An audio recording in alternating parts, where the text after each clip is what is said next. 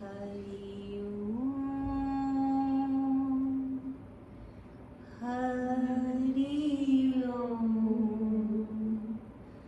हरि ओम, हरि ओम। भगवान की भक्ति करने वाले सदैव भगवान से प्रार्थना करते हैं दीन भाव से कि हम भीष्म तो नहीं हैं, कलयुग के हम वो प्राणी हैं जिन्हें कभी कभी ही भगवान की स्मरण होता है। परंतु भगवान से प्रार्थना है कि जिस समय प्राण तन से निकले तब आप आ जाना, और हमें विश्वास है कि हमारे भगवान इतने भक्तवत्सल और अहेतु की कृपा करने वाले हैं कि वो हमारी पुकार अवश्य सुनेंगे। तो सब मेरे साथ में गाएंगे। इतना तो करना स्वामी, जब प्राण तन से निकले, गोविंद नाम लेकर प्राण तन से निकले। इतना तो करना स्वामी, जब प्राण तन से निकले।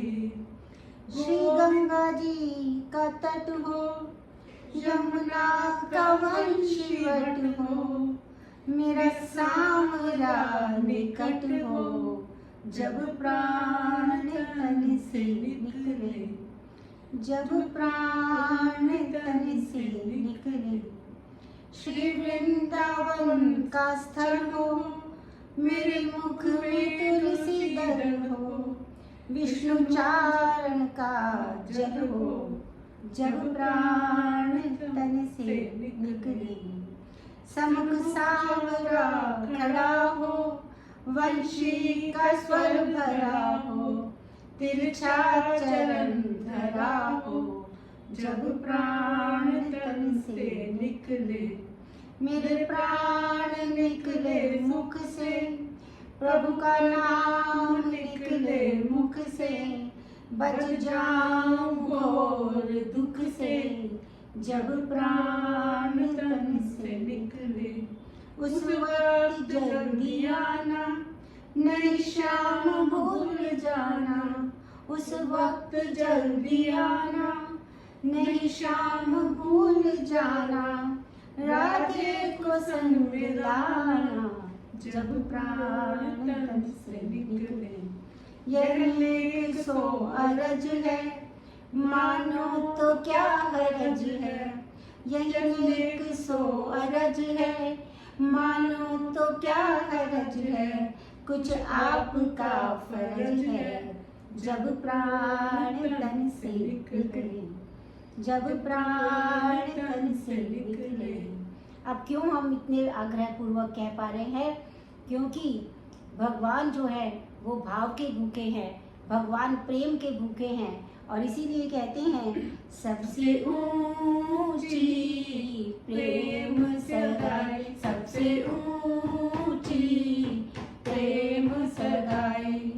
दुर्योधन का मेवा त्यागो, दुर्योधन का मेवा त्यागो, साग विदुर कर खाई, सबसे ऊंची प्रेम सगाई, सबसे ऊंची प्रेम सगाई।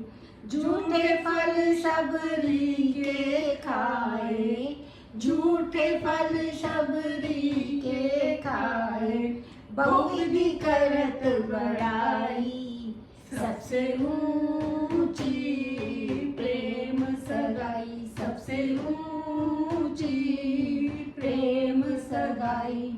राजसूय युधिष्ठिर कीना, राजसूय युधिष्ठिर कीना, तामे झूठ उठाई, सबसे ऊंची प्रेम सगाई, सबसे ऊंची प्रेम सगाई।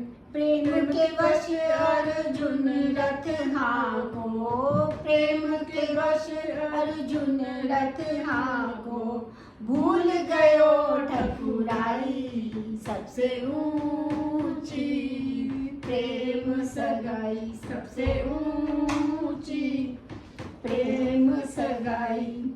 ऐसी प्रीत बड़ी वृंदावन, ऐसी प्रीत बड़ी वृंदावन, गोपियाँ नाच नचाई सबसे ऊंची प्रेम सगाई, सबसे ऊंची प्रेम सगाई। प्रेम के वश नृप सेवा कीनी, प्रेम के वश नृप सेवा कीनी, आप बने हरि नाई सबसे ऊंची प्रेम सगाई, सबसे ऊंची प्रेम सगाई। शूर क्रूर या लायक नारी, शूर क्रूर या लायक नारी, कहाँ लग करो बड़ाई सबसे ऊंची प्रेम सगाई, सबसे ऊंची प्रेम सगाई। जय जय श्री राधे। जय जय श्री राधे। तृतीय स्कंद को जो उसका सर्ग कहते हैं, उठी स्तर राजा परीक्षित जो है वो श्री सुखदेव जी से पूछते हैं कि गुरुदेव विदुर जी का मैत्रेय के साथ समागम कहाँ हुआ और इन दोनों के मध्य में क्या वार्ता हुई। अब वो कहते हैं कि जिस समय जो परीक्षित जो ये अंधे राजा धृतराष्ट्र हैं वो पुत्र के मोह में अंधे हो रहे थे। यदा तु राजा स्वसता सुसाधून् पुष्यन्न धर्मेण विनष्ट दृष्टि भ्रातुर्यविष्ठस्य सुतान् विबन्धून् प्रवेश्य लाक्षा भवने ददाह। जिस समय अंधे राजा धृतराष्ट्र पुत्र मोह में अंधे हो रहे थे तो अन्याय पूर्वक अपने पुत्रों का पालन पोषण कर रहे थे और उस समय उन्होंने निरपराध महाराज पांडु के पुत्रों को जो सब प्रकार से योग्य थे लाक्षा गृह में जलाकर मारना चाहा, परंतु पांडव मृदुर जी की सहायता से वहां से निकल भागे और निकलने में सफल हुए। मार्ग में उन्हें हिडिंब से भीमसेन का युद्ध हुआ और भीमसेन ने हिडिंब का वध कर दिया। हिडिंब की जो बहन थी हिडम्बा वो भीमसेन के पौरुष के ऊपर मोहित हो गई और दोनों का विवाह हो गया, जिससे घटोत्कच नाम का जन्म हुआ, पुत्र का जन्म हुआ। पांडवों ने वन में निवास किया और जिस समय महाराज द्रुपद ने द्रौपदी के स्वयंवर का आयोजन किया उस समय जो पांडव जो देश विदेश से अनेकों राजा स्वयंवर में आए थे, पांडव भी महात्मा के वेश में वहां पहुंच गए। पांडवों ने दूर से ही भगवान श्री कृष्ण को प्रणाम किया। स्वयंवर में शर्त रखी गई थी कि जो भी तेल में चलती हुई मछली की आंख में मत्स्य भेद कर देगा उसके साथ द्रौपदी का विवाह होगा। अनेकों राजा आए परंतु किसी से धनुष तक नहीं उठा। धनुष उठा तो प्रत्यंचा नहीं चढ़ा पाया। कर्ण ने धनुष भी उठा लिया, उसमें प्रत्यंचा भी चढ़ा ली, परंतु वह मत्स्य भेद भी कर सकता था, किंतु भगवान श्री कृष्ण ने अपने इंगित से द्रौपदी को मना कर दिया। द्रौपदी ने कहा मैं राजकुमारी हूँ, मैं किसी सूत पुत्र से विवाह नहीं करूँगी। इससे अपमानित होकर कर्ण सभा से बाहर आ गया और तब दुर्योधन ने कर्ण को अपना अंग प्रदेश प्रदान कर अपना मित्र बना लिया। और जब किसी से भी मत्स्य भेद नहीं हुआ तब महाराज युधिष्ठिर के आज्ञा देने पर अर्जुन मत्स्य भेदन करने के लिए आए। प्रभु ही प्रणाम मन ही मन कीना, मन से ही भगवान श्री कृष्ण को प्रणाम किया। बाएं हाथ से धनुष उठाया और उसमें प्रत्यंचा चढ़ाई और तेल में मत्स्य की परछाई देखकर एक ही क्षण में मत्स्य भेद कर दिया। चारों ओर जय जयकार होने लगे। भगवान ने वरमाला श्री कृष्ण ने द्रौपदी को बुलाया, बताया और यह कहा कि वो चारों ओर जय जयकार होने लगी। भगवान श्री कृष्ण ने द्रौपदी को बताया कि ये जो है ये महात्मा नहीं है, ये गदाधारी अर्जुन हैं। तो द्रौपदी ने अर्जुन के गले में माला डाल दी। तो जो ये सबसे ये पांडव जो है वो द्रौपदी को लेकर माता कुंती के पास आए और द्वार से आवाज लगाई, माँ भिक्षा प्राप्त हो गई। माता कुंती ने कहा सब आपस में बांट लो। इससे द्रौपदी के 5 पुत्र हुए, 5 पति हुए।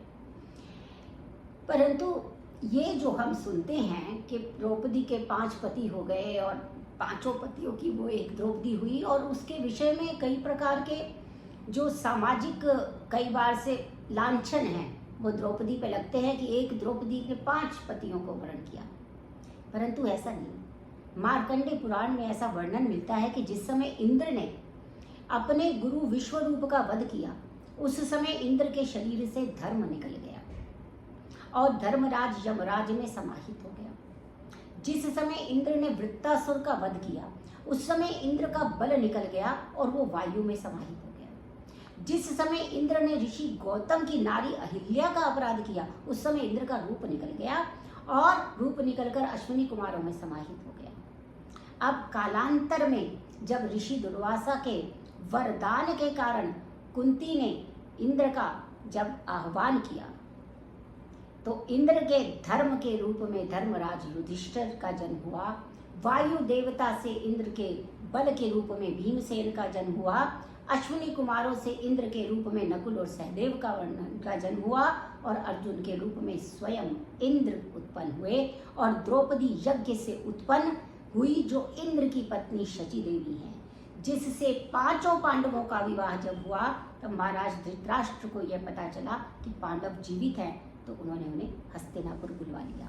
तो इस प्रकार से ये 5 जो हैं, ये सब के सब इंद्र के ही स्वरूप हैं, इसलिए वो 5 नहीं एक ही हैं। और इंद्र की ये जो 5 शक्तियां थी, 5 स्वरूपों में आकर द्रौपदी ने इनका वरण किया है। और स्वयं द्रौपदी ने ऐसा जो है वर मांगा था कि मेरा जो पति हो वो अश्विनी कुमारों की तरह सुंदर हो, वायु के समान बलवान हो, इंद्र के समान उसके अंदर जो है वो अस्त्र शस्त्र की शिक्षा हो। ये सब उसने वरदान में मांगा था, जो किसी एक स्थल पर एकत्रित होना संभव नहीं था।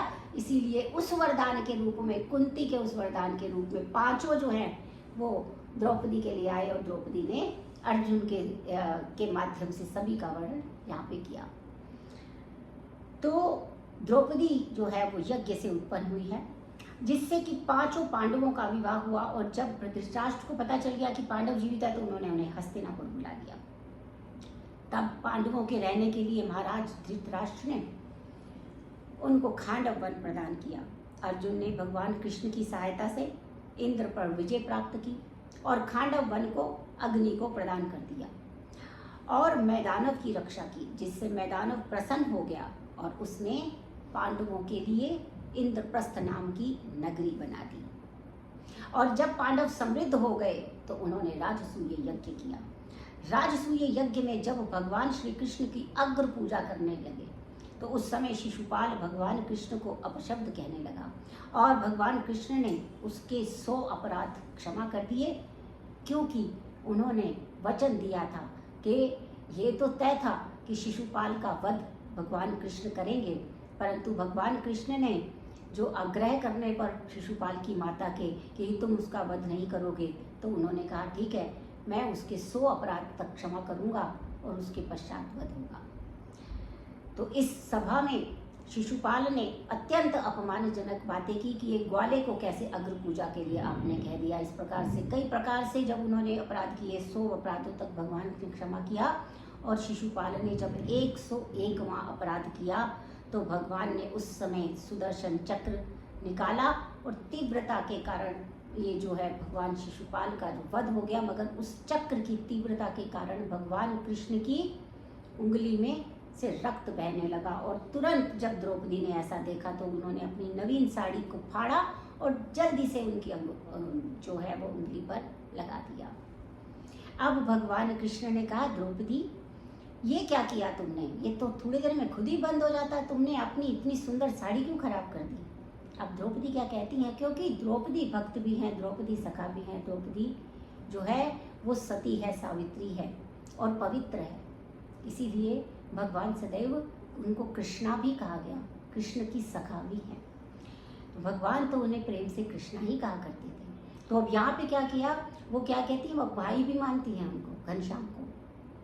इसीलिए जब भरी सभा में उनको कोई नहीं मिला था तो उन्होंने कृष्ण को ही पुकारा।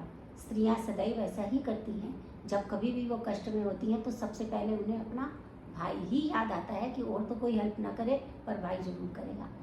तो उन्होंने क्या कहा, सुनो प्यारे भाई घनश्याम, आपके आवे जो काम, चीर दूं मैं नसों को, ये तो रेशम के धागे हैं।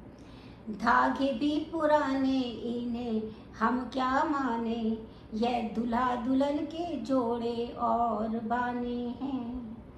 फिर मैंने कब फाड़ा है चीर, सुनते ही पीर मेरा चीर छोड़ भागे हैं।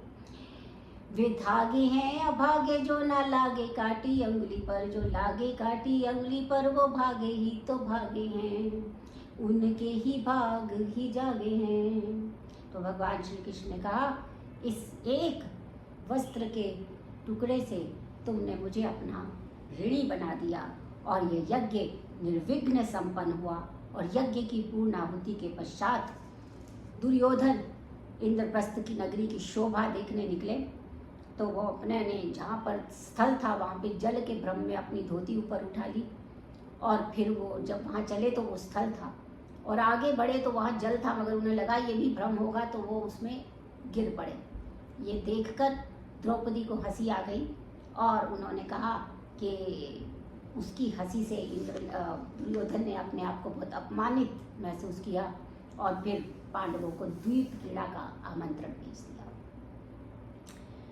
पांडव जब जुआ खेलने के लिए आए तो शकुनी के छल भरे पासों से पांडव अपना राजकोष और बल सब कुछ हार गए।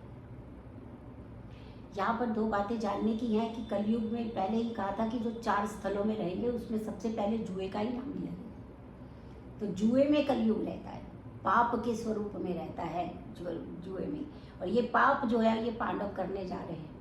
और दूसरी बात यह है कि हर जगह पर भगवान कृष्ण को अपने साथ रखने वाले पांडव आज भगवान कृष्ण को साथ नहीं लाए हैं, क्योंकि मनुष्य जब भी अपराध करता है उसके अंदर जो हृदय में निवासित भगवान है, क्योंकि भगवान सबके हृदय में निवास करते हैं, उसके अंदर जो भगवान निवास करते हैं उसे बताते हैं कि तुम गलत कर रहे हो, तुम यहाँ पे उचित नहीं कर रहे हो, पर वो उसका जो अंदर की जो आवाज़ है, जो उसकी वाणी जो अंदर से आती है, जो भगवान स्वयं मना कर रहे हैं, उसको वो उपेक्षा करता है, और इसीलिए वो भगवान से डरता है। उस समय वो सोचता है मैं भगवान से छुपा लूंगा, मैं सबसे छुपा रहा हूँ तो भगवान से भी छुपा लूंगा, लेकिन यही अपराध है, क्योंकि भगवान तो क्या है, सर्वत्र सदा सदा सर्वदा विद्यमान है, उनसे छुपा के कुछ भी नहीं हो सकता। लेकिन ये जो तुच्छ प्राणी है, ये कलयुग का प्राणी, और सारे प्राणी ऐसा सोचते हैं कि जो गलत काम करेंगे भगवान से छुपा लेंगे, और इसलिए भगवान को कहाँ रखा, बाहर रखा। पहली बार पांडवों ने भगवान कृष्ण को अपने साथ नहीं रखा, और पहली बार वो ये त्रुटि कर गए। इसलिए भगवान को सदा ही स्मरण में रखना है, क्योंकि कुंती महारानी कह चुकी है कि विपदा सबसे बड़ी है भगवान का विस्मरण, और संपदा सबसे बड़ी है भगवान का स्मरण। तो यहाँ पांडव भूल गए हैं, और पांडवों ने सब कुछ हार दिया, और अंत में युधिष्ठिर को जो धृतराष्ट्र ने जो ये जुआ खेलने वालों की क्या गति होती है वो भी पता चली, और अंतिम में धर्मराज युधिष्ठिर होकर भी उन्होंने अपनी पत्नी को दांव पे लगा दिया। और ये भी समझना होगा कि जहाँ पर नारी को वस्तु के समान समझा जाता है, वहाँ पर भी कभी भी जो है वो सुख और संपदा और समृद्धि नहीं रह सकती है। तो जब द्रौपदी को दांव पे लगा दिया इस बार पांडवों ने, तो कौरवों को जो है वो तो दुर्योधन ने जो है दुशासन को आज्ञा दी कि उसे घसीट के यहाँ लाया जाए, परंतु द्रौपदी जी उस समय रजस्वला थी, एक वस्त्र धारण करके बैठी थी। उन्होंने कई बार अनुनय विनय की, परंतु दुशासन नहीं माना, और वो उनको लेकर आ गया, और दुर्योधन ने कहा कि इसे लाकर मैं जंघा पर बिठा दूं। और उसके बाद ये सुनकर भीमसेन को क्रोध आ गया, और उन्होंने कहा कि जिस जंघा पर तुम बैठाने का प्रयास कर रहे हो, इस जंघा को मैं तोड़ के इसका रक्त पीऊंगा। तो दुर्योधन ने कहा कि दास ऊंचे स्वर में बात नहीं करते, तो भीम जो है वो चुपचाप बैठ गए, और दुशासन को आज्ञा दी गई कि वो द्रौपदी को निर्वस्त्र करे। अब द्रौपदी जो है उसने अपने दांतों के नीचे अपनी साड़ी दबाई, और सबको जो है उसने प्रार्थना की। जो भीष्म पितामह हैं उनके पास गई, द्रोणाचार्य के पास गई, कृपाचार्य के पास गई, परंतु किसी ने भी उस समय कोई भी प्रतिकार नहीं किया, और ना ही किसी ने उसकी सहायता की। तब उस समय में उन्होंने अपनी जो अपने आप को बिल्कुल शरणागति कर दिया और भगवान कृष्ण से कहा कि मेरा सहाय कोई नहीं है।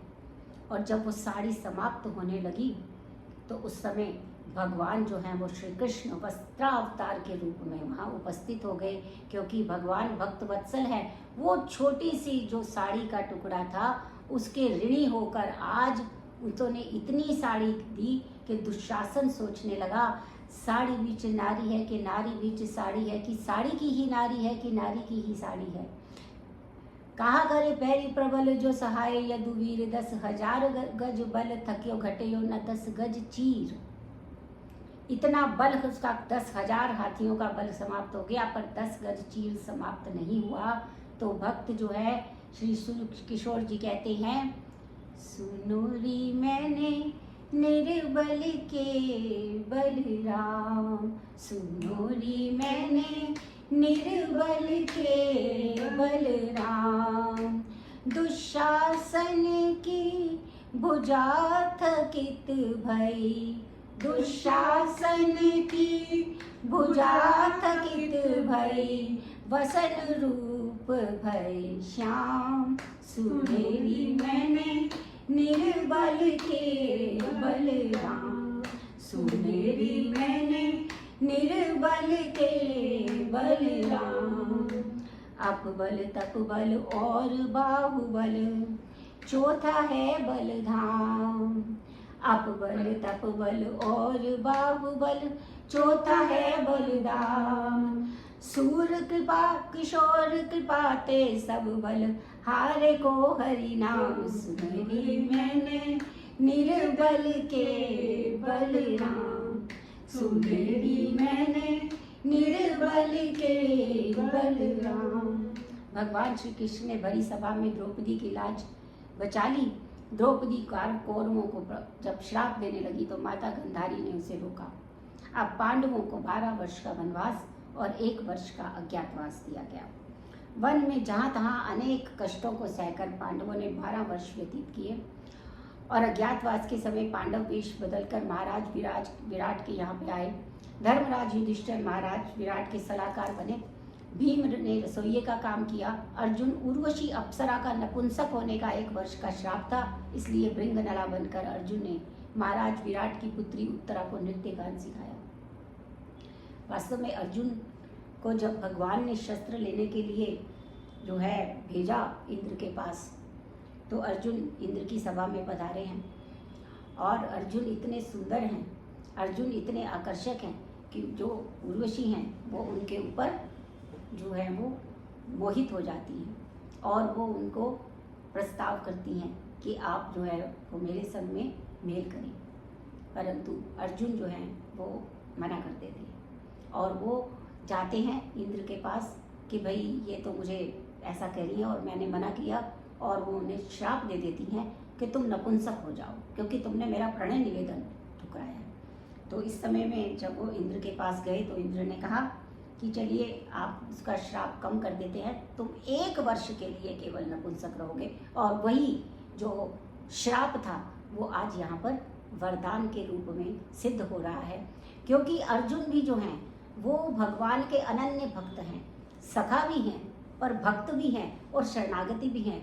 इसीलिए उनको दिए गए यदि कोई श्राप भी मिलेगा तो वो स्वयं वरदान में परिवर्तित हो जाएगा। इसीलिए सदैव इस बात की घोषणा की गई है कि कुछ भी हो जाए भगवान का भक्त बने रहने में ही हम सदैव हमारा कल्याण होता है, क्योंकि कोई श्राप भी देगा तो वो वरदान में परिवर्तित हो जाएगा। जैसे अर्जुन के लिए यह हुआ, नित्य गान की शिक्षा दी और जो नकुल और सहदेव हैं वो अश्वपाल हुए और अज्ञातवास 1 वर्ष का समाप्त होने वाला था और उसी समय कीचक की दृष्टि जो है वो द्रौपदी पे पड़ गई और वो द्रौपदी से जो है वो व्यभिचार करने को आतुर हो गया। द्रौपदी डर कर भीम के पास गई और भीम ने द्रौपदी का स्वरूप बनाकर घूंघट लगाकर उनको बुला लिया कीचक को और उसका वध कर दिया। जब दुर्योधन को पता चला कि कीचक का वध हो गया तो वो समझ गया और उसने कहा कि इतने बलशाली का वध भीम के सिवा कोई नहीं कर सकता। इसका मतलब इन्होंने वही शरण ली है। तो इस समय में जो विराट महाराज कहीं गए हुए थे और उनके स्थान पर उनका पुत्र उत्तर युद्ध करने के लिए आया था। परंतु जब उसने कौरवों की विशाल सेना को देखा तो वो भागने लगा। परंतु उसी समय में अर्जुन ने उत्तर को अपने बल का परिचय दिया और गांडीव उठाकर अकेले ही संपूर्ण कौरवों को परास्त कर दिया। और महाराज विराट को जब यह पता चला कि पांडव उनके घर रहने के लिए आए थे तो वो बड़े ही लज्जित हुए और उन्होंने कहा कि ये तो मैं आपसे मैं बड़ा अपराध हो गया कि आप मेरे यहाँ पर सेवक बन के रहे, पर अब क्योंकि आप इतने प्रभावशाली हैं तो आप मेरी पुत्री उत्तरा से विवाह कर लें। पर अर्जुन ने कहा नहीं, क्योंकि मैंने इसे शिक्षा दी है इसलिए ये मेरी पुत्री के समान है।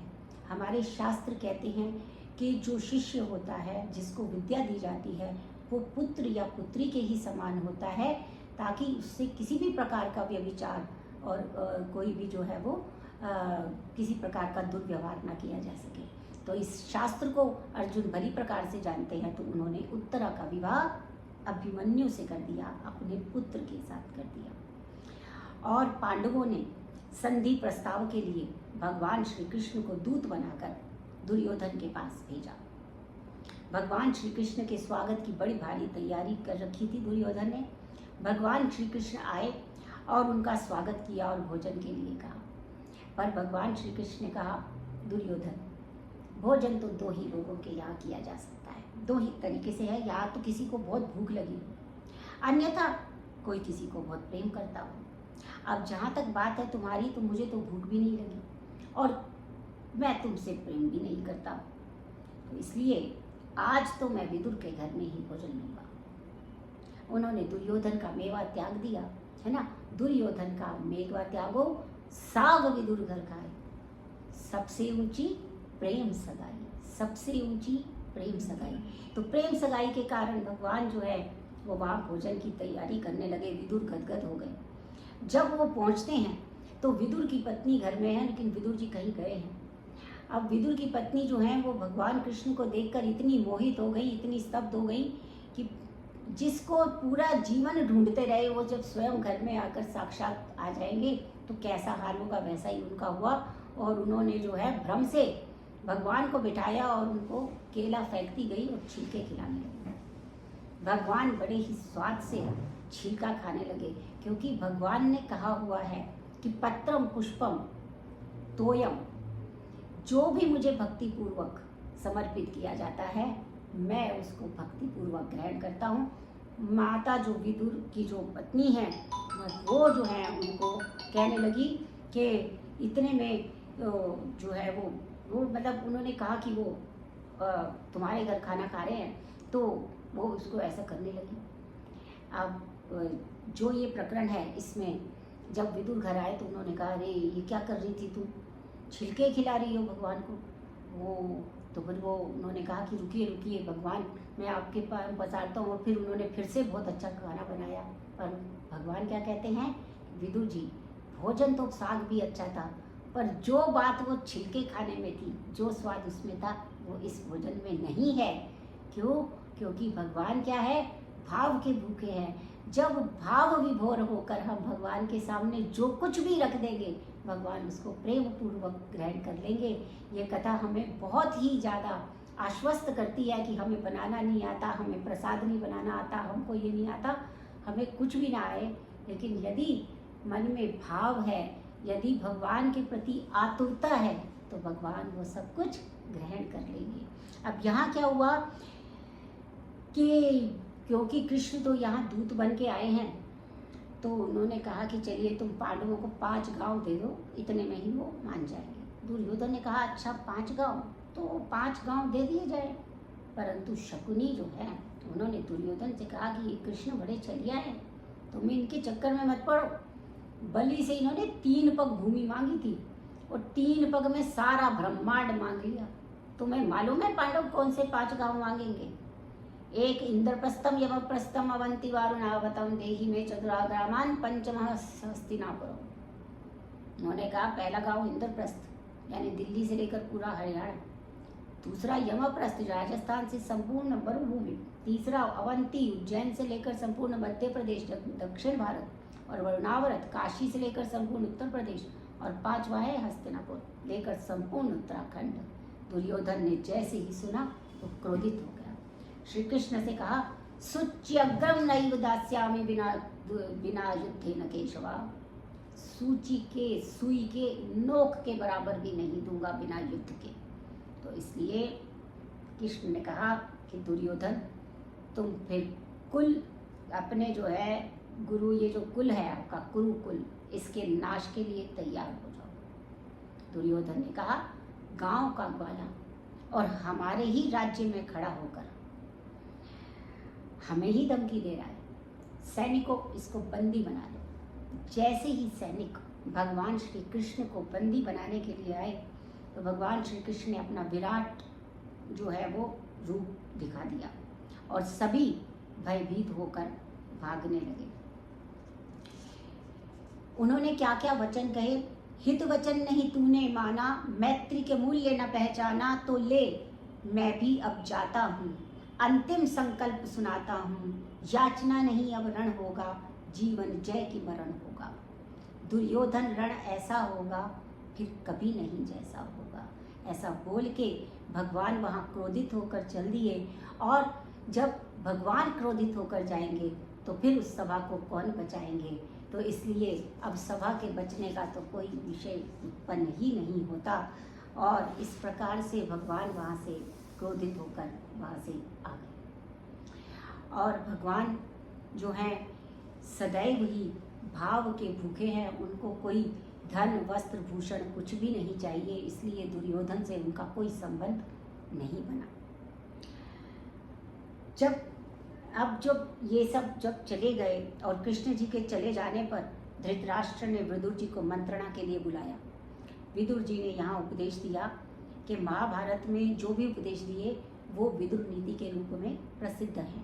महात्मा विदुर ने कहा, महाराज आप पांडवों को उनका राज्य दे दीजिए, वे आपके ना सहन करने योग्य भी सभी अपराध को सह रहे हैं और भगवान कृष्ण उनकी ओर है। और कहा भी है, यत्र योगेश्वरः कृष्णा यत्र पार्थो धनुर्धरा तत्र श्री विजयो मूर्ति ध्रुवानाम मतिरितम।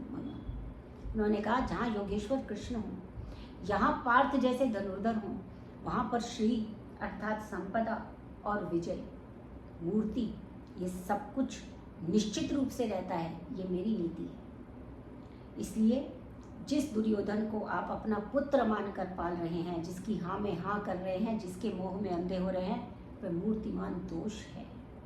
यदि आप अपने कुल की कुशल चाहते हैं तो समय रहते उसका त्याग कर दीजिए,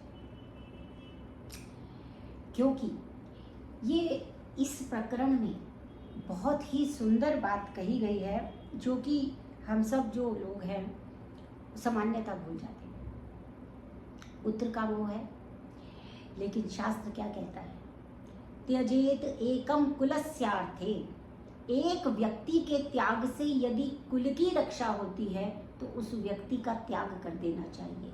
ग्रामस्य अर्थे कुलम त्यजेत, और यदि एक कुल के त्यागने से एक ग्राम एक गांव की रक्षा होती है तो कुल की त्याग दीजिए। ग्राम जनपदस्य अर्थे, और अगर एक पूरा जनपद है उसकी रक्षा होती है तो एक गांव को त्याग दो। और परंतु आत्मार्थे पृथ्वी त्यजेत, अपनी आत्मा की उन्नति के लिए सारा संसार त्याग देना चाहिए। अर्थात यदि मुझे आध्यात्मिक उन्नति चाहिए तो फिर संसार से हमारा संबंध कट जाना चाहिए। जब तक विरक्ति नहीं होगी तब तक भगवान में आसक्ति नहीं होगी। भगवान में आसक्ति के लिए संसार से विरक्ति अनिवार्य है। तो इस प्रकार का जो शास्त्र निर्देश करते हैं, और परम पूज्य गोस्वामी तुलसीदास भी कहते हैं, सचिव वैद्य गुरु तीन जो, प्रिय बोले भयहास, राज धर्म तन तीन कर, होई वेग विनाश। अर्थात अगर मंत्री है, वैद्य है, और जो गुरु है वो किसी भी भय से अथवा किसी आशा से वो अगर चाटुकारिता करते हैं तो उसका राज धर्म और उसका तन सबका नाश हो जाता है। तो राज्य शरीर और धर्म का नाश होता है। विदुर जी के जब ये वचन दुर्योधन ने सुने तो वो बहुत ही क्रोधित हो गया और उसने कहा कि दासी का पुत्र होकर हमें क्या ज्ञान दे रहा है, हमारा खाता है और हमारे शत्रुओं की जो है प्रशंसा कर रहा है। विदुर जी ने उसकी उपेक्षा की, क्योंकि जो संत लोग होते हैं वो क्रोध नहीं करते, क्षमावान होते हैं, तितिक्षु होते हैं। उन्होंने कुछ नहीं कहा, परंतु जब धृतराष्ट्र ने भी साथ दिया तब वो समझ गए कि अब कुरुकुल का विनाश निकट आ गया है। इसलिए उन्होंने अपना धनुष द्वार पे रखा और चले गए। और धनुष और बाण द्वार पे क्यों रखा? इसलिए रख दिया ताकि दुर्योधन को ये ना लगे कि क्योंकि निश्चित है कि इसमें हार होनी है, निश्चित है कि कुरुवंश का नाश होना है, तो कहीं ऐसा तो नहीं कि ये अपने धनुष इत्यादि लेकर पांडवों की तरफ से युद्ध करने जा रहे हैं। उन्होंने कहा किसी की भी तरफ से युद्ध नहीं करूंगा, ये बताने के लिए उन्होंने अपना द्वार पे ही अपना धनुष इत्यादि छोड़ दिया। और फिर उन्होंने सा निर्गता कौरव पुण्य लब्धो, जैसे ही विदुर जो है वो कौरवों को बड़े पुण्य से प्राप्त हुए थे, और विदुर के जाते ही उनके सारे पुण्य भी नष्ट हो गए। अब विदुर जी अनेकों तीर्थों में जाते हुए श्री धाम वृंदावन पहुँचे। उन्होंने उद्धव जी को देखा तो हृदय से लगा लिया और भगवान श्री कृष्ण और द्वारका वासियों की कुशलता के विषय में पूछा। तो उद्धव जी की आंखों से अश्रु बहने लगे।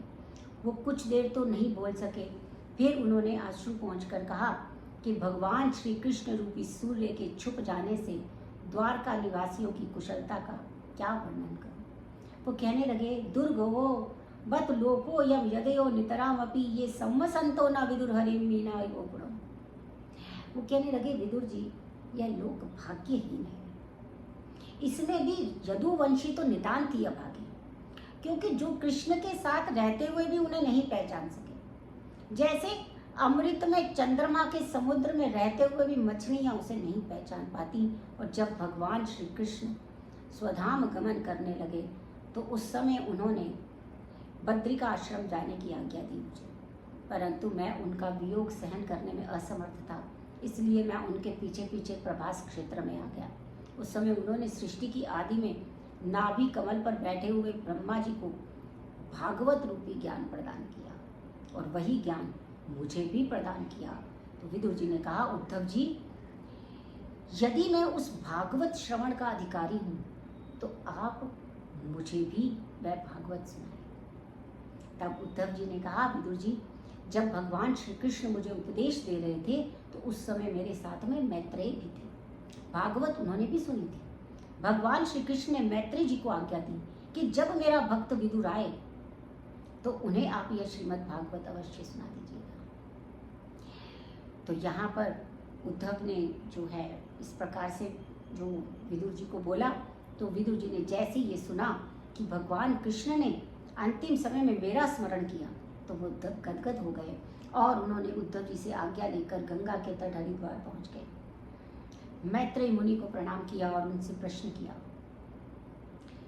सुखाय कर्माणि करोतु लोको नातै सुखं वान्ये दुपारपं वा विन्देतु भूयस्ततैव दुःखं यदत्र युक्तं भगवान् वदेन्नः। मुनिवर संसारी प्राणी सुख की प्राप्ति के लिए कर्म करते रहते हैं, परंतु उन्हें सुख नहीं मिलता। सुख के स्थान पर दुख बढ़ जाता है, इस विषय में क्या करना चाहिए? मैत्रेय मुनि ने कहा, विदुर जी आपने लोक मंगल के लिए बहुत ही उत्तम प्रश्न किया है, क्योंकि कोई तन दुखी कोई मन दुखी कोई धन बिन रहत उदास, थोड़े थोड़े सब दुखी सुखी राम के दास। यावर रामचंद्र की जय, यावर रामचंद्र की जय। विदुर जी संसार में प्रत्येक प्राणी दुखी है, कोई एकमात्र सुखी है तो वो क्या है? भगवान का दास है। दुखालय अशाश्वतम, ये जो संसार है इसे दुखालय कहा क्योंकि ये दुखों का घर है। संसार दुखों का घर है और ये सदा रहने वाला भी नहीं है। जब ब्रह्मा जी इस जगत की सृष्टि कर रहे थे तो सबसे पहले अज्ञान की 5 वृत्तियां पैदा हुई, तम, मोह, महामोह, तामिश्र और अंधतामिश्र, जिससे अविद्या, अस्मिता, राग, द्वेष और अभिनिवेश ये सब पैदा हुए। ब्रह्मा जी ने इस प्रकार की सृष्टि को देखा तो वो प्रसन्न नहीं हुए, भगवान का चिंतन किया और सनक, सनंदन, सनातन और सनत कुमार 4 निवृत्त परायण मुनि उत्पन्न हुए। ब्रह्मा जी ने जब इन्हें सृष्टि उत्पन्न करने के लिए कहा तो उन्होंने मना कर दिया, जिससे ब्रह्मा जी को बड़ा क्रोध आ गया। उन्होंने उस क्रोध को रोकने का प्रयास किया, परंतु वह क्रोध उनकी भ्रिकुटी के मध्य में एक नील लोहित बालक के रूप में उत्पन्न हो गया और रोकर कहने लगा कि पिताजी मेरा नाम बताइए और मुझे मेरा काम बताइए। अब ब्रह्मा जी ने कहा तुम उत्पन्न होते ही फूट फूट कर रोने लगे, इसलिए तुम्हारा नाम रुद्र होगा, दुनिया तुम्हें इसी से बुलाई। इसके अलावा उन्होंने कहा मन्यु मनु महीनश महान शिव ऋतध्वज उग्र रेता भवकाल वामदेव और दीक्षा, इन रुद्राणियों को ग्रहण कर सृष्टि करो। ब्रह्मा जी के इस प्रकार आज्ञा देने पर भगवान रुद्र रूप में आए और उग्र भूत आदि की सृष्टि करने लगे।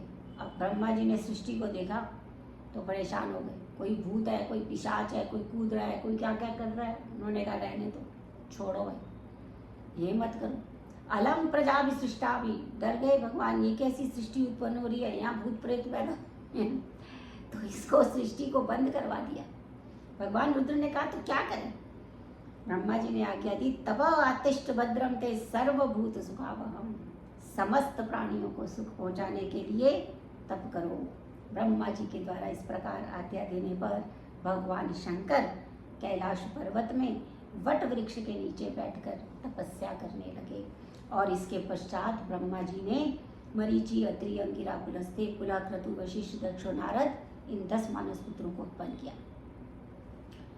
अब अपनी छाया से उन्होंने कर्दम ऋषि को उत्पन्न किया।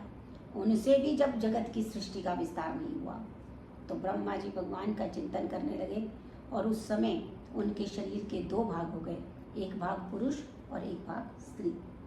उनमें जो पुरुष थे वह सार्वभौम सम्राट स्वयंभू मनु हुए और जो स्त्री थी वो महारानी शतरूपा। उन्होंने हाथ जोड़कर ब्रह्मा जी को प्रणाम किया और कहा त्वमेकः सर्वभूतानां जन्मकृत वृत्तिदा पिता अथापि न प्रजानां ते शुश्रूषा केन वा भवेत्। उन्होंने कहा आज आप प्राणियों को जन्म और आजीविका देने वाले पिता हैं, आज्ञा करें हम आपकी क्या सेवा करें। ब्रह्मा जी ने कहा बेटा मनु, तुम अपने ही समान गुणवान संतान उत्पन्न करो और धर्म पूर्वक पृथ्वी का पालन करो, भगवान श्री हरि की आराधना करो। मनु जी ने कहा पिताजी मैं आपकी आज्ञा का पालन तो अवश्य करूँगा, परंतु आप प्रजा के रहने का स्थान तो बताइए, क्योंकि जो ये समस्त जीवों की निवास भूता पृथ्वी है वो तो प्रलय के जल में मग्न है। अब ब्रह्मा जी विचार करने लगे कि इस पृथ्वी का उद्धार कैसे होगा। उसी समय उनकी नासिका से अंगूठे के बराबर एक वराह शिशु निकला और देखते ही देखते वो वराह शिशु अंगुष्ठ से हाथी के बराबर हो गया और उसने जल में छलांग लगा दी। वहाँ पर जाकर हिरण्याक्ष का वध करके पृथ्वी को अपने स्थान पर स्थापित कर दिया। अब विदुर जी मैत्रेय मुनि से पूछते हैं मुनिवर ये दैत्यराज हिरण्याक्ष कौन था और वराह भगवान के साथ इसकी मुठभेड़ क्यों हुई। मैत्रेय जी कहते हैं दितिदाक्ष्याणि क्षत्मारी च कश्यपम पतिम अपत्य कामाचक में संध्यायामाच्छद्यार्थिता। विदुर जी एक बार क्या हुआ कि दक्ष नंदिनी दिति सायकाल काम से संतप्त हो गई और उसने अपने पति ऋषि कश्यप के पास आई और पुत्र प्राप्ति की इच्छा से प्रार्थना करने लगी। महर्षि कश्यप ने कहा देवी दिति मैं तुम्हारी इच्छा को अवश्य पूरा करूंगा, परंतु अभी कुछ देर रुक जाओ, क्योंकि यह समय सायकाल का घोर समय चल रहा है जिसमें भूत भावन भगवान शंकर अपने गुण भूतादिकों के साथ विचरण करते हैं। महाराज मनु ने मनुस्मृति में लिखा है चत्वारि खलु कार्याणि संध्या काले विवर्जियेत् आहारम मैथुनम निद्रम स्वाध्यायांच चतुर्थकम। उन्होंने कहा देखो शाम के समय भोजन, स्त्री प्रसंग, सोना और पढ़ना नहीं चाहिए। महर्षि कश्यप के इस प्रकार समझाने पर भी दिति नहीं समझी। उन्होंने वस्त्र पकड़ लिए और महर्षि कश्यप ने दिति के इस दुराग्रह को देखा तो देव को प्रणाम किया और उनकी इच्छा को पूर्ण कर स्नान आचमन प्राणायाम कर भगवान का ध्यान करने लगे। उस समय दिति लज्जित हो महर्षि कश्यप के पास आई और कहने लगी स्वामी आप मेरे अपराध को क्षमा कर दीजिए और मुझे ऐसा वरदान दीजिए कि मेरे गर्भ में जो है वो नष्ट ना हो। महर्षि कश्यप ने कहा मेरी आज्ञा न मानकर तुमने भगवान शंकर का अपराध किया है। तुम्हारे गर्भ से 2 राक्षस उत्पन्न होंगे और वे अपने अत्याचारों से त्रिलोकी को पीड़ित करेंगे। लेकिन तुम्हें क्योंकि अपने कर्म का पश्चाताप हुआ है, इसलिए मैं तुम्हें वरदान देता हूँ कि तुम्हारे पुत्र का पुत्र भगवान का भक्त होगा, जिसके यश का ज्ञान जो है देवता ऋषि मुनि सारे करेंगे। ऐसा कहकर ऋषि कश्यप चले गए। दिति ने गर्भ को 100 वर्ष तक धारण किया, और जब गर्भ के तेज से सूर्य आदि यहाँ तक कि इंद्र आदि लोकपालों का तेज छिन गया और सभी देवता ब्रह्मा जी के पास गए और उनके चरणों में प्रणाम किया और कहने लगे कि ब्रह्मदेव, हमारा तेज क्षीण हो रहा है, इसका क्या कारण है? ब्रह्मा जी ने कहा, देवताओं, एक बार तुम्हारे पूर्वज और मेरे मानस पुत्र सनक आदि ऋषि तीनों लोकों में भ्रमण करते हुए वैकुंठ लोक का दर्शन करने पहुंचे। वहां जब 6 द्वारों को पार कर 7वें द्वार पे पहुंचे तो भगवान के पार्षद जय और विजय उन्हें अंदर जाने से उन्होंने रोक दिया। अब जिससे सनकादि मुनीश्वरों को क्रोध आ गया और उन्होंने कहा कि द्वारपालों, तुम रहते तो वैकुंठ में हो, परंतु तुम्हारी दृष्टि में भेद है, इसलिए जाओ, असुर हो जाओ। सनकादि मुनियों के इस प्रकार श्राप देने पर जय और विजय भगवान के चरणों में गिर गए और कहा, मुनिवर, हमें आपका श्राप स्वीकार है, परंतु ऐसी कृपा करो कि आसुरी योनि प्राप्त करके भी हम भगवान के नाम का स्मरण करें। और उस समय माँ लक्ष्मी के साथ भगवान नारायण आ गए। भगवान नारायण ने भी जो श्राप था उसका अनुमोदन किया, क्योंकि भगवान ने कहा कि मैं ब्राह्मणों का इतना सम्मान करता हूँ कि यदि मेरी एक भुजा भी ब्राह्मण का अगर कभी अपमान कर देगी तो मैं अपनी भुजा भी काट दूंगा। इसलिए मैं यजमानों को जो द्वारा यज्ञों में बड़ी बड़ी आहुतियाँ दी जाती हैं उससे भी प्रसन्न नहीं होता, जितना कि घी से युक्त पदार्थों को कोई ब्राह्मणों को भोजन कराता है तब प्रसन्न होता हूँ। इस तरह से ब्राह्मणों की जो है वो उन्होंने ब्राह्मणों की अत्यधिक प्रशंसा की। लेकिन अगर आपके 3 जन्म होंगे तो तुम्हारे, लेकिन क्योंकि वो उनके पार्षद हैं और उनकी आज्ञा से ही रोका था, तो इसलिए तुम्हारे उद्धार के लिए मैं 4 जन्म लूँगा। तो देवताओं, दिति के गर्भ में भगवान के वही पार्षद जय और विजय है, जिसके कारण तुम्हारा तेज छीन हो रहा है। ब्रह्मा जी के इस प्रकार कहने पर देवताओं की शंका निवृत्त हो गई और वह स्वर्ग लोक लौट आए। यहाँ पर 100 वर्षों के पश्चात दिति ने 2 जुड़वा बच्चों को जन्म दिया। देखते ही देखते पर्वत के समान हो गए। उनका मुकुट स्वर्ग का स्पर्श करने लगा, भुजाओं ने दिशाओं को आच्छादित कर लिया और उनके चलने से पृथ्वी में कंपन होने लगी। महर्षि कश्यप ने उनका नाम रखा हिरण्यकशिपु और छोटा था हिरण्याक्ष। एक दिन हिरण्याक्ष अपने भाई को प्रसन्न करने के लिए हाथ में गदा लेकर स्वर्गलोक पहुंच गया और उसने कहा कि मैं युद्ध करूंगा, सबसे युद्ध करूंगा। सारे लोग भाग गए उसको देखकर। वो कहता है मैं किसमें दूं? तब हिरण्याक्ष को जब कोई दिखाई नहीं दिया स्वर्ग में, तो समुद्र में प्रविष्ट होकर वरुण की राजधानी में पहुंच गया और वहाँ पे महाराज वरुण जो है अपने सिंहासन पे विराजमान थे। उन्होंने कहा मैं युद्ध करूंगा आपसे। दैत्यराज, उन्होंने कहा हम तो वृद्ध हो गए हैं, हम तुमसे युद्ध नहीं कर सकते, तुम भगवान नारायण से जाकर युद्ध करो, वही तुम्हारी इच्छा पूर्ण करेंगे। हिरण्याक्ष जब वहाँ से बाहर निकला तो महर्षि नारद दिखाई दिए। उन्होंने कहा हम ही, तुम नारायण हो क्या? महर्षि नारद ने कहा ना ना, मैं नारायण थोड़ी ना हूँ, मैं तो लड़ना भिड़ना जानता नहीं, मैं तो लड़ना भिड़ना करवाता हूँ, लड़वाता हूँ, मैं लड़ता नहीं हूँ। तो ऐसा करो, रसातल में चले जाओ, वहाँ पे वराह रूपी नारायण जो है तुम्हारी भेंट होगी और तुम्हारी लड़ने की इच्छा पूरी कर देंगे। अब हिरण्याक्ष दौड़ा दौड़ा रसातल में आया और पृथ्वी को ले जाते हुए भगवान को देखा तो कहने लगा, ये जंगली पशु, ये तुम क्या कर रहे हो? इस प्रकार पृथ्वी को चुराकर कहाँ ले जा रहे हो? हिरण्याक्ष ने अनेक दुर्वचन कहे, परंतु भगवान ने कुछ नहीं कहा। क्यों? इसमें शिक्षा है, स्वकार्य साधयेत धीमान कार्य ध्वंसो ही मूर्खता। जो बुद्धिमान व्यक्ति होता है ना, वो अपना कार्य करता रहता है, जो कुछ भी कोई कुछ बोल रहा हो तो उसकी तरफ ध्यान नहीं देता, उसको उपेक्षित कर देता है क्योंकि उसकी उपेक्षा करने से ही फिर उसका कार्य सिद्ध होगा। अगर वो उस उपेक्षा नहीं करेगा और उसके तर्क वितर्क में हो जाएगा तो उसका तो कार्य रह जाएगा। इसलिए भगवान ने स्वकार्य मतलब स्वकार्य साध्य धीमान, अपना कार्य सिद्धि में लगे रहते हैं। संसार में हम सब अधिकतर अपने लक्ष्य से इसीलिए भटक जाते हैं क्योंकि हम जब कार्य सिद्धि में लगे होते हैं तो कोई ना कोई कुछ ना कुछ कहता रहता है, हम उसको जवाब देने में लग जाते हैं और वस्तुतः कार्य नहीं करते। भगवान ने कहा कि बुद्धिमान ऐसा करते हैं। तब भगवान ने फिर क्या कहा उसको, सत्यम वयम वो वन गोचरा मृगा युष्मत विधान मृगे ग्राम सिंहान। तुम सच कह रहे हो, हम जंगली जीव हैं, परंतु तुम जैसे ग्राम सिंह को ढूंढते फिरते हैं। जब वराह भगवान ने ऐसा कहा तो हिरण्याक्ष को क्रोध आया और वो गदा उठाकर गदा के भगवान पर प्रहार किया, परंतु भगवान ने तिरछी होकर गदा के प्रहार से बच लिया। अब आपस में दोनों का गदा युद्ध होने लगा। अब क्या हुआ कि रात्रि होने वाली थी। ब्रह्मा ने कहा, प्रभु इसका मार दो, नहीं तो रात्रि में असुरों का बल और बढ़ जाता है, तो आप अब इसका वध कर दो। अब युद्ध करते करते हिरण्याक्ष ने ऐसी गदा का प्रहार किया कि वराह भगवान के हाथ से गदा गिर गई। सारे ब्रह्मा आदि देवता इधर उधर छुप गए, मगर अपने हाथ से ही भगवान हिरण्याक्ष ने भगवान वराह ने हिरण्याक्ष को ऐसा तमाचा जड़ा कि उसका गोविंदाय नमो नमः हो गया और देवता लोग जय जयकार करने लगे और ढोल नगाड़े सब बजने लगे। बोलिए वराह भगवान की जय। अब विदुर जी मैत्रेय मुनि से कहते हैं, स्वयं भुवस्य च मनोवशै परम सम्मता कथ्यताम भगवान यत्र मैथुनीर नैद्रिय प्रजा। मुनिवर, अब आप मेरे को परम आदरणीय मनु के वंश का वर्णन करें। मैथुन धर्म से प्रजा की सृष्टि कैसे हुई। मैत्रेय जी ने कहा, विदुर जी, जब ब्रह्मा जी ने ऋषि कर्दम को संतान उत्पन्न करने की आज्ञा दी तो वे सरस्वती के तट पर तपस्या करने लगे।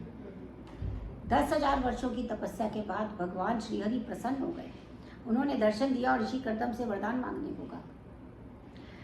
ऋषि कर्दम ने कहा, तथा चाहम परिवोड कामम समानशीला गृहमेधुधनम उपेयमान मूलम शेष मूलम दुराशया कामा ध्रुवंत्रपस्य। प्रभु, आपके चरण समस्त कामनाओं को पूर्ण करने वाले हैं। मेरा हृदय काम से कलुषित है। मैं अपने अनुरूप स्वभाव वाले गृहस्थ धर्म में सहायक शीलवती कन्या से विवाह करने की इच्छा से आपके चरणों में आया हूँ, आपकी शरण में आया। प्रभु, आप मेरी कामना पूर्ण कर दीजिए। जब ऋषि कर्दम ने इस प्रकार कामना की तो भगवान नारायण ने सुना तो उनकी आंखों से अश्रु गिरने लगे। बिंदु गिरकर जो पृथ्वी पे पड़े उसका नाम बिंदु सरोवर तीर्थ पड़ा। बोलिए बिंदु सरोवर तीर्थ की जय। भगवान नारायण ने कहा, कर्दम जी, मैं आपके हृदय के भाव को जानता हूँ, इसलिए मैंने पहले ही इसकी व्यवस्था कर दी है। स्वयंभू मनु जो इस सप्तद्वीप वाली पृथ्वी के अधिपति हैं, उनकी कन्या देवहूति जो रूप और स्वभाव में तुम्हारे ही अनुरूप है, परसों स्वयंभू मनु अपनी पत्नी शत्रुपा और अपनी कन्या देवहूति के साथ आपके आश्रम में आएंगे और उसका विवाह आपके साथ होगा, जिससे 9 कन्याएं होंगी और 10वें पुत्र के रूप में मैं स्वयं अवतीर्ण होऊंगा। ऐसा कहकर भगवान श्री अंतर्ध्यान हो गए। कर्दम स्वयंभू मनु की प्रतीक्षा करने लगे और बताए हुए समय पर स्वयंभू मनु स्वर्ण जड़ित रथ पर सवार होकर महारानी शत्रुपा और देवहूति के साथ ऋषि कर्दम के आश्रम पधारे। ऋषि कर्दम ने उनका स्वागत सत्कार किया और स्वयंभू मनु ने ऋषि कर्दम के चरणों में प्रणाम किया और कहा, मुनिवर, यह प्रियव्रत और उत्तानपाद की छोटी बहन और मेरी पुत्री देवहूति है। जब से इसने देव ऋषि नारद के मुख से आपके शील विद्या के बारे में जाना है, तब से इसने आपको ही पति के रूप में ग्रहण कर लिया है। ऋषि कर्दम ने कहा कि मैं आपकी जो आग्रह है उसे अवश्य स्वीकार करूंगा, परंतु संतान होने के पश्चात मैं सन्यासी हो जाऊंगा। यदि आपको यह शर्त स्वीकार है तो कर देते हैं। महाराज मनु ने रानी शत्रुपा और देवहूति की अनुमति से ब्राह्म विधि से मुनि कर्दम का देवहूति के साथ विवाह किया, बहुत सारा दहेज दिया और कर्दम से ऋषि से आज्ञा लेकर आ गए। यहाँ माता पिता के चले जाने पर पति के अभिप्राय को समझते हुए जो देवहूति है, जैसे माँ पार्वती भगवान शंकर की सेवा करती है, वैसे ही वो कर्दम ऋषि की सेवा करने लगी। अब उन्होंने इतना सेवा की कि जो महर्षि कर्दम है वो प्रसन्न हो गए। उन्होंने कहा, तुष्टो हम अद्य तव मानवी मानदाया शुश्रूया परमया परया च भक्त्या यो देहि नाम यद्दीव सुहृत् स्वेदो नावेक्षिता समुचिता क्षपितमर्दर्थे मदर्थे। हे मनुनंदिनी देवहूति, प्राणियों की तो सब अपने शरीर जो है वो प्राप्त होता है, परंतु तुमने अपने शरीर की भी परवाह नहीं करते हुए तुमने मेरी सेवा की है, मैं उससे अति प्रसन्न हूँ। तब देवहूति ने कहा कि विवाह के समय आपने एक प्रतिज्ञा की थी, उसे पूर्ण करने के लिए देवहूति ने कहा, इस प्रकार कहने पर ऋषि कर्दम ने योग में स्थित होकर एक दिव्य विमान की रचना की। अब जो विमान समस्त कामनाओं की पूर्ति करने वाला था, इतना दिव्य विमान जब देवहूति ने देखा तो अपनी ओर देखकर वो अप्रसन्न हो गई। अब ऋषि कर्दम जो हैं वो उनकी मन की भावना को समझ गए, तो उन्होंने कहा कि देवी, इस बिंदु सरोवर में स्नान करो और फिर आ जाओ। अब जैसे ही उन्होंने बिंदु सरोवर में डुबकी लगाई, उसी समय 1000 दासियाँ प्रकट हो गई और उन्होंने देवहूति को स्नान कराया, श्रृंगार किया और ऋषि कर्दम के पास ले आए। अब ये ऋषि कर्दम और देवहूति विमान में चढ़ गए। वैश्रम्भक, सुरसन, नंदन, पुष्पक, भद्र, मानसरोवर, चैत्र आदि अनेक देवस्थानों में, उद्यानों में भ्रमण करते रहे और इससे उनकी 9 कन्याएं उत्पन्न हुई। कन्याओं के जन्म के पश्चात जब ऋषि वन में जाने लगे तो देवहूति ने कहा कि यद्यपि आपने अपनी प्रतिज्ञा पूरी कर दी है, मगर भगवान ने कहा था कि 10वां जो पुत्र होगा वो मेरे दुख का नाश करने वाला होगा, इसीलिए अब आप जो है मुझे जो है अब एक और पुत्र की इच्छा है। महर्षि कर्दम को भगवान का वरदान ध्यान में आ गया। उन्होंने कहा चलो ठीक है, तुम दुखी मत हो, भगवान अवतीर्ण होंगे, वही तुम्हारे दुख का नाश करेंगे। और उस समय आने पर कर्दम ऋषि के तेज से देवहूति के गर्भ के कपिल भगवान का जन्म हुआ और ब्रह्मा जी अपने 9 पुत्रों के साथ ऋषि कर्दम के आश्रम में पधारे और उन्होंने जो 9 कन्याएं थी उनके साथ उनका विवाह कर दिया। मरीचि का विवाह कला से, अत्रि का विवाह अनुसूया से, अंगिरिका का विवाह श्रद्धा से, पुलस्त्य का विवाह हविर्भू से, पुला का गति से, कृतु का क्रिया से, भृगु का ख्याति से, वशिष्ठ का अरुंधति और अथर्वा का विवाह शांति से हुआ। और एक दिन ऋषि कर्दम एकांत में कपिल भगवान के पास आए और उनके चरणों में प्रणाम किया और उनसे आज्ञा लेकर संन्यास धर्म को स्वीकार कर लिया। भगवान का भजन कर भगवान को प्राप्त कर लिया। बोलिए भक्तवत्सल भगवान की जय। अब पिता कर्दम ऋषि के वन चले जाने के पश्चात भगवान कपिल अपने माता का कार्य करने की इच्छा से बिंदु सरोवर में ही रहे। एक दिन देवहूति कपिल भगवान के पास आती हैं और कहती हैं, उनके चरणों में प्रणाम किया और कहा, निर्विन्ना नितराम भूमन सदिन्द्रिय तर्शनात् येन संभाव्यमानेन प्रपन्नान्तं तमाम प्रभु। उन्होंने कहा, प्रभु, इन इंद्रियों के विषयों की लालसा को पूरा करते करते मैं थक गई। मैंने इतने अपना इंद्रिय भोग कर लिया, सब कुछ कर लिया, परंतु प्रकृति और पुरुष के विवेक के ज्ञान के लिए अब मैं आपकी शरण में आई हूँ। मैं आपको प्रणाम करती हूँ, इसका कोई उपाय बताइए जिससे कि मैं मुक्त हो जाऊँ। माता देवहूति के इस प्रकार प्रश्न पूछने पर कपिल भगवान क्या कहते हैं? ये जो कपिल भगवान ने माता को, अपनी माँ को उपदेश दिया है, ये उपदेश वास्तव में भागवतम का हम सबके लिए उपदेश है, एक वरदान है जो हम अपने अपने गृहस्थाश्रम में अपनी अपनी इंद्रियों को भोगने में इतने व्यस्त हो जाते हैं कि हम इस अध्यात्म ज्ञान को भूल जाते हैं। पर भगवान कपिल अत्यंत सरल शब्दों में अपनी माता को ज्ञान दे रहे हैं। योग आध्यात्मिका पुंसा मतो निश्रेषाय में अत्यंतो वरति यत्र दुखस्य च सुखस्य च। कहते हैं माता जी, सुख और दुख की आत्यांतिक निवृत्ति का एकमात्र साधन है आध्यात्मिक योग। आत्यांतिक निवृत्ति का अर्थ है कि हम संसार में देखते हैं कि किसी एक वस्तु से हम खुश हो जाते हैं और थोड़ी देर बाद वो वस्तु लुप्त हो जाती है, फिर हम दुखी हो जाते हैं। या अस्थवा प्राप्त होने के बाद उसको समेट के रखने का दुख होता है और कोई चुरा के ले जाए उसका भय होता है। तो इस प्रकार से सुख और दुख निरंतर आते जाते रहते हैं। पर आत्यांतिक निवृत्ति कैसे होगी? इस सब का ये तभी होगी जब ये चक्र समाप्त होगा। चक्र समाप्त कैसे होगा? आध्यात्मिक योग से। तो कहते हैं चेता खलवस्य बंधाय मुक्तये च आत्मनो मतम। माता जी, ये चित्त ही बंधन और मोक्ष का एकमात्र कारण है। कैसे कारण है? कि जब मन विषयों में आसक्त होता है, सांसारिक विषयों में आसक्त होता है, तो वो मन जो है वो हमारा बंधन का कारण हो जाता है और ये बंधन का ही हेतु होता है। परंतु जब ये मन परमात्मा में अनुरक्त हो जाता है तो यही मोक्ष का कारण बनता है। तो इसलिए चित्त ही सब कुछ है। चित्त जो शब्द है उसका अर्थ भी यही है। चित्त अर्थात संचित। संचित क्या संचित है? उसमें उसके अनुरूप हमारी गति होती है। चित्त में यदि पुण्य संचित है, सुकृतियाँ संचित हैं, तो भगवान के प्रति अनुरक्ति होगी और मोक्ष मिलेगा। और चित्त में यदि दुराभाव संचित है, सांसारिक विषयासक्ति संचित है तो बंधन होगा। इसलिए चित्त ही सबका मूल है। मन के हारे हार है, मन के जीते जीत, मन ही मिलावत राम को, मन ही करत अजीत। तो माता जी इसलिए सदा सर्वदा संत पुरुषों, संत महात्माओं का संग करना चाहिए। क्यों करना चाहिए? तितिक्षु कारुणिका, क्योंकि वो बड़े ही परम सहनशील होते हैं और करुणामय होते हैं। सुहृदा सर्वदेही नाम, सभी प्राणियों के लिए वो बहुत ही अच्छे होते हैं, सबके लिए सुहृदय होते हैं। अजात शत्रुवा शांतः, उनका कोई शत्रु नहीं होता, शांत स्वभाव के होते हैं। साधवा साध भूषण, वो इस संसार की आसक्ति छूट जाती है उनका श्रवण करने से, मेरी भक्ति प्राप्त होती है। अब वो कहती हैं, काचित युचिता भक्ति की दृशि मम गोचरा, यया पदम त निर्वाण मंजता नश्वनावा अहम।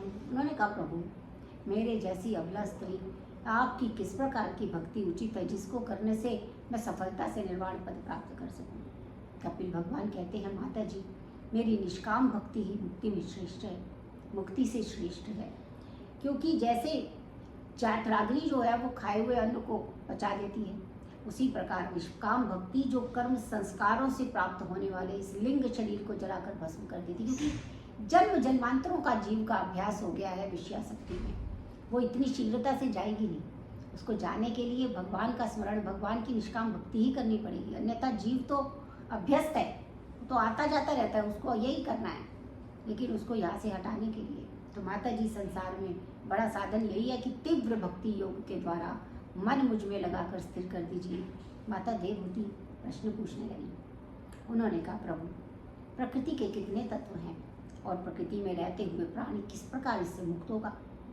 माता देवहूति के प्रश्न पूछने पर उन्होंने कहा, पंचभी ब्रह्मा चतुर्भी दशभिस्तथा एतत् चतुर्विंशतिकं गणं प्राधानिकं।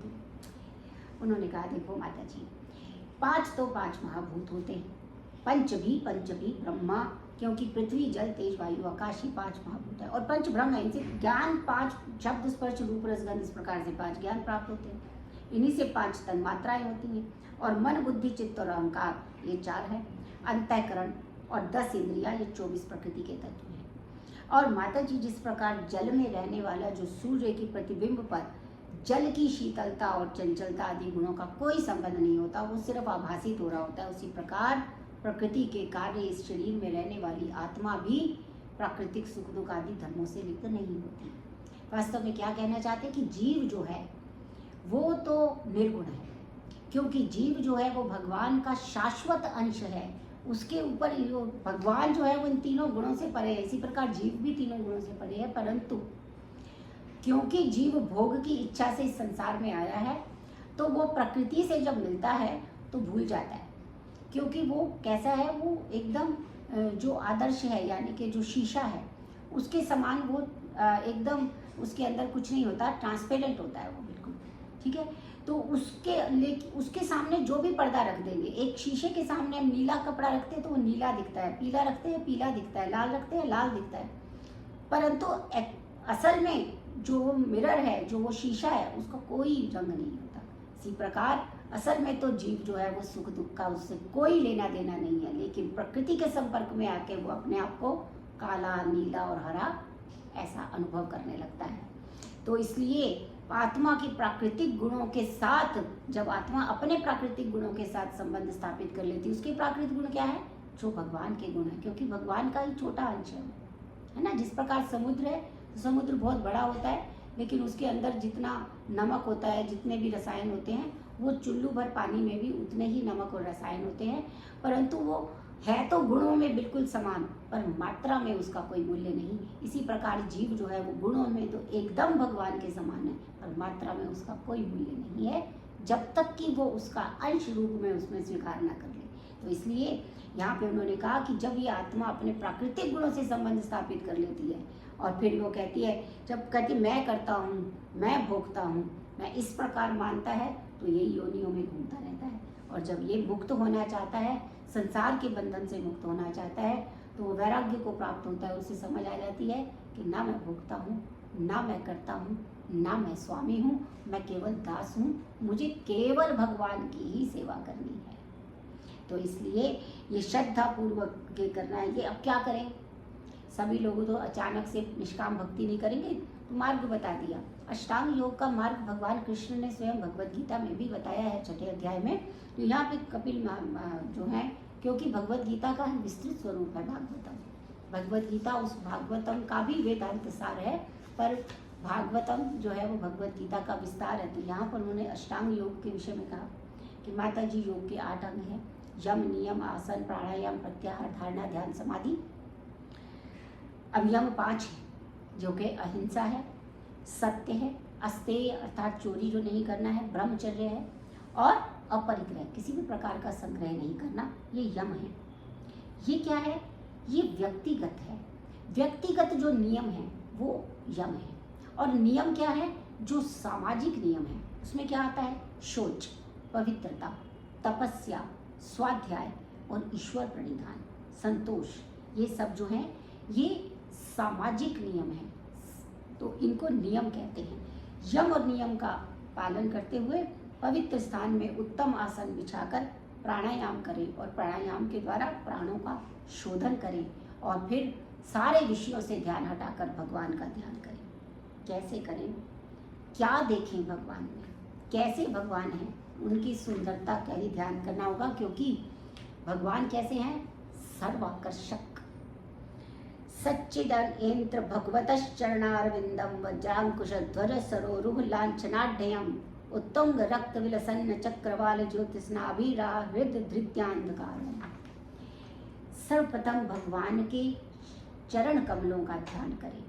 भगवान के जो चरण हैं वो वज्र, अंकुश, ध्वजा और कमल के चिन्ह से युक्त हैं। जिनके चरण कमलों पे जो ये लाल लाल नख चंद्रिका है, वह साधकों के द्वारा ध्यान करने से हृदय के अंधकार को नष्ट कर देती है। इस प्रकार एक एक अंग का ध्यान करने से भगवान में प्रेम उत्पन्न हो जाता है।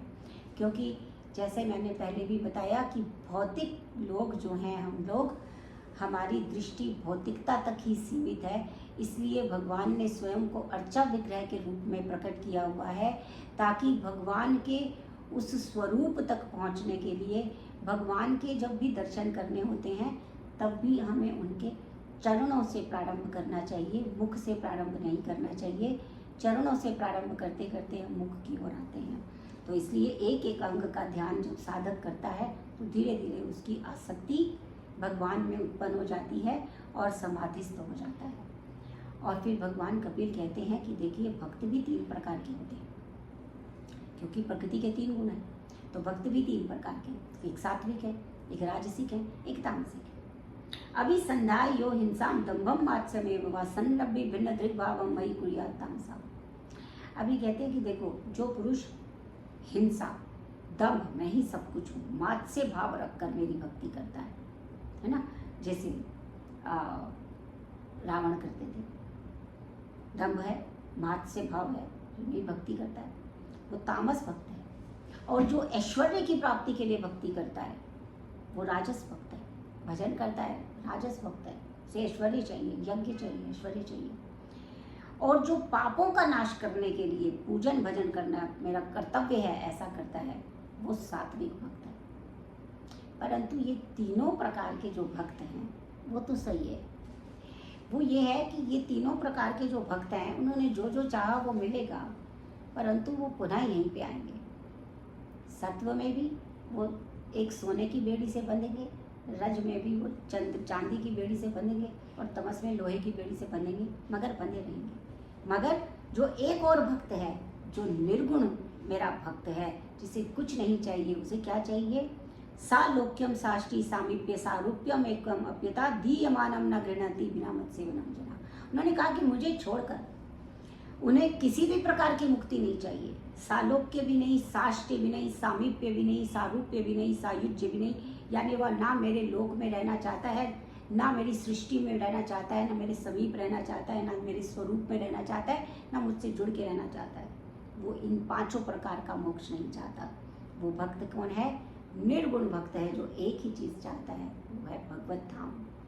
इसलिए माता देवहूति पूछती हैं, प्रभु जो जीव देह और गेह अर्थात अपनी देह के साथ और अपने घर के साथ आसक्त रहता है, उसकी क्या गति होती है। अब कपिल भगवान कह रहे हैं कि बहुत ध्यान से सुनने की है, क्योंकि हम सब देह और गेह में ही फंसे हुए लोग हैं। गृहेषु कूट धर्मेषु दुख तंत्रेषु तंत्रिता कुर्वन् दुख प्रतिकारम सुभवन्न मन्यसे गृही। माता जी, देह और घेह में जो आसक्त रहता है वो किसी भी प्रकार से थोड़े बहुत दुख का प्रतिकार करने में जब सफल हो जाता है तो उसी को सुख मान लेता है। लेकिन असल में वो सुख है नहीं। वो अनेकों प्रकार की हिंसा करता है, क्रूर कर्म करता है, धन एकत्रित करता है, परिवार का पालन पोषण करता है। फिर जब पोषण करने में असमर्थ हो जाता है तो परिवारजन के उस लोग उसका आदर करना बंद कर देते हैं। उसको वृद्धावस्था आ जाती है, शरीर में धुरियाँ पड़ जाती हैं, अनेकों रोगों से ग्रस्त हो जाता है, जाठराग्नि मंद पड़ जाती है, शरीर काम नहीं करता, कंठ दुखने लगता है। मृत्यु का समय निकट आने पर परिवार के लोग उसको घेरते हैं और वो बोलने की प्रयास करने पर कुछ नहीं बोल पाता। तब यमदूत वहाँ पर कट हो जाते हैं। अब क्या होता है? प्राणांत। और होता क्या है? थोड़ी थोड़ी देर के लिए ही सब परेशान होते हैं। तो बोला भी है, पेट पकड़ कर माता रोवे, बांध बाह पकड़ कर भाई, लपट झपट कर तिरिया रोवे, हंस अकेला जाए। जब लगी जीवे माता रोवे, बहन रोवे 6 मास, 13 दिन तक तिरिया रोवे फिर करे घरवास। 4 गजी चर गजी मंगाया, चढ़ा काठ की घोड़ी, चारों कोन आग लगा दियो, फूंक दियो जस भोरी। जिस शरीर को इतना सजाया धजाया, उस क्रीम सबका प्रयोग किया, उस शरीर की गति क्या रहती है? हांड जरे जस लाकड़ी, केस जले जल घास, सोने जैसी काया जल गई, कोई न आया पास। कहत कबीर सुनो भई साधो, छोड़ो जग की आस। यमदूत उसे यातना देकर नरक में ले जाते हैं और अनेक प्रकार की यातनाएं भोग कर पृथ्वी में सूकर कुकर आदि योनियों में कष्टों को भोगता रहता है। अब उस समय ये माता के गर्भ में 5 रात्रि में बुलबुले के आकार का हो जाता है।